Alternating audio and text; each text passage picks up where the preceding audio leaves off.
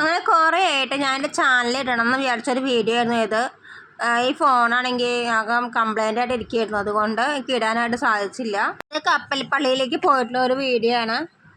പണ്ട് ഞാനൊക്കെ എൻ്റെ ചെറുപ്പത്തിൽ സൺഡേ സ്കൂളിൽ നിന്നൊക്കെ ഈ കപ്പൽപ്പള്ളി കാണാൻ പോയിരുന്നു. അന്നും ഒരു കൗതുകം തന്നെയാണ്. ഇനി ഇത്രയും വർഷങ്ങൾക്ക് ഇപ്പുറം എന്നും എനിക്ക് ഈ കപ്പൽപ്പള്ളി വളരെയധികം കൗതുകം ഉണർത്തുന്ന ഒരു സ്ഥലം കേട്ടോ.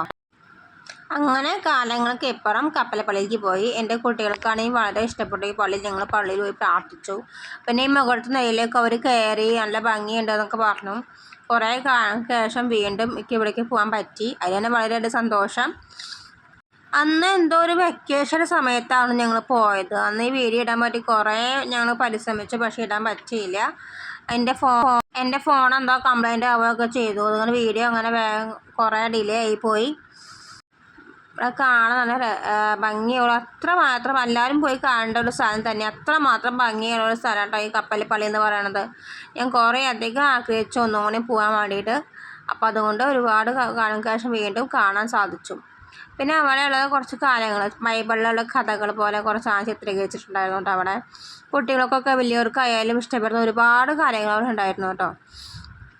അതൊക്കെ കണ്ടു എല്ലാവർക്കും ഇഷ്ടമായി, പിള്ളേർക്കും ഇഷ്ടപ്പെട്ടു. പിള്ളേർ ഓരോ ചിത്രം കാണുമ്പോഴും അത് ആ കഥയല്ലേ, ഈ കഥയിലത്തെ എന്ന് എന്നോട് ചോദിച്ചു. നല്ല സ്കൂൾ പഠിക്കുന്ന കാരണം അവർക്ക് എല്ലാവിധം അവർക്ക് മനസ്സിലായി പെട്ടെന്ന് തന്നെ. ഓരോന്ന് കാണുമ്പോഴും അവർക്ക് അത് എന്നോട് പറഞ്ഞു തരുകയും ചെയ്തു. അപ്പോൾ നല്ല രസമാണ് അതൊക്കെ കാണാൻ.